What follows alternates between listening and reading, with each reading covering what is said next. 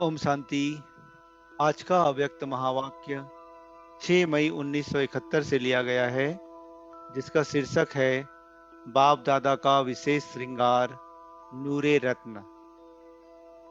आज रत्नागर बाप अपने रत्नों को देख हर्षित हो रहे हैं। देख रहे हैं कि हर एक रत्न यथाशक्ति पुरुषार्थ कर आगे बढ़ रहे हैं। हर एक अपने आप को जानते हो कि हम कौन सा रत्न है। कितने प्रकार के रत्न होते हैं? बच्चों ने कहा 8 रत्न हैं। बाबा कहते आप कितने नंबर के रत्न हो? हीरे के संग्रह हीरे समान नहीं बने हो। रत्न तो सभी हो, लेकिन एक रत्न है जिनको कहते हैं नूर ए रत्न।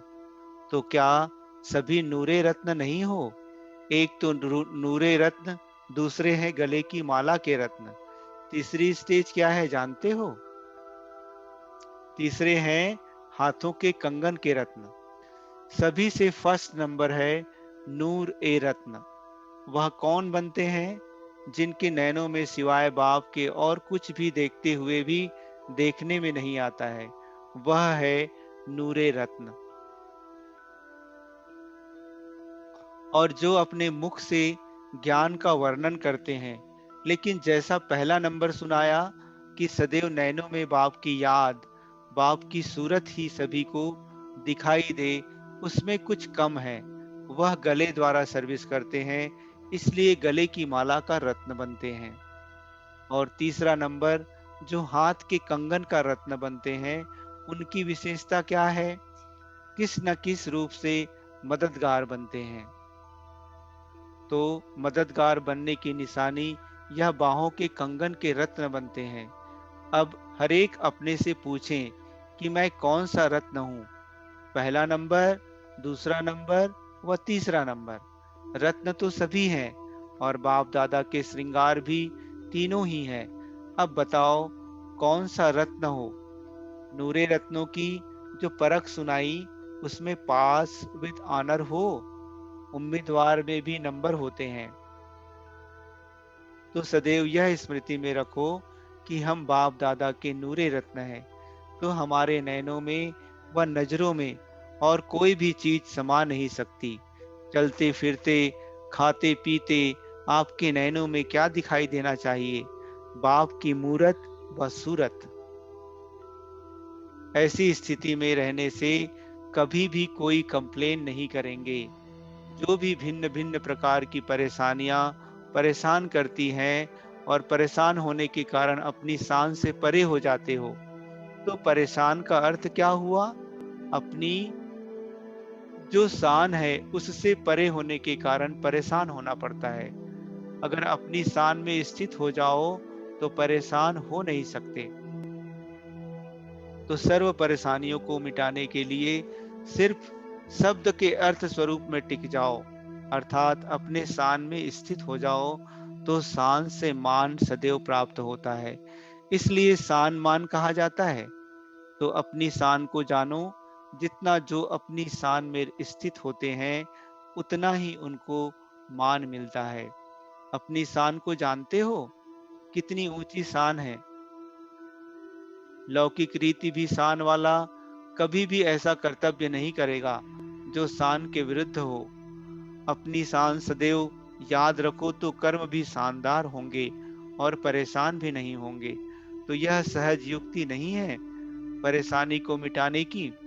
कोई भी बुराई को समाप्त करने के लिए बाप की बड़ाई करो।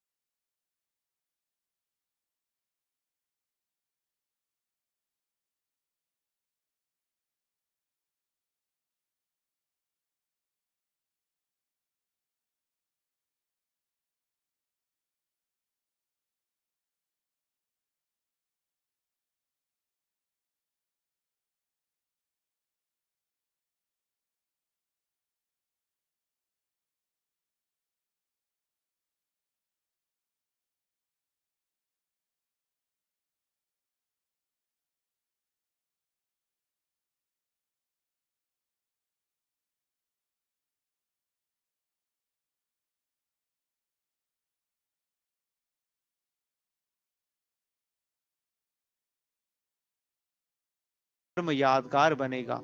अगर सदैव अपने को विश्व परिवर्तन के आधार मूर्त समझो तो हर कर्म ऊंचा होगा। फिर साथ साथ उदारचित अर्थात सर्व आत्माओं के प्रति सदैव कल्याण की भावना वृत्ति दृष्टि में रहने से हर कर्म श्रेष्ठ होगा। तो अपना हर कर्म ऐसे करो जो यादगार बनने योग्य हो। यह फॉलो करना मुश्किल है क्या? बच्चे कहते, म्यूजियम सर्विस पर पार्टी जा रही है। तो बाबा उनको डायरेक्शन देते हुए कहते हैं, त्याग का सदैव भाग्य बनता है। जो त्याग करता है उसको भाग्य स्वतः ही प्राप्त हो जाता है। इसलिए यह जो बड़े से बड़ा त्याग करते हैं उन्हों का बड़े से बड़ा भाग्य जमा हो जाता है। इसलिए खुशी से जाना चाहिए सर्विस पर। अच्छा, ओम शांति।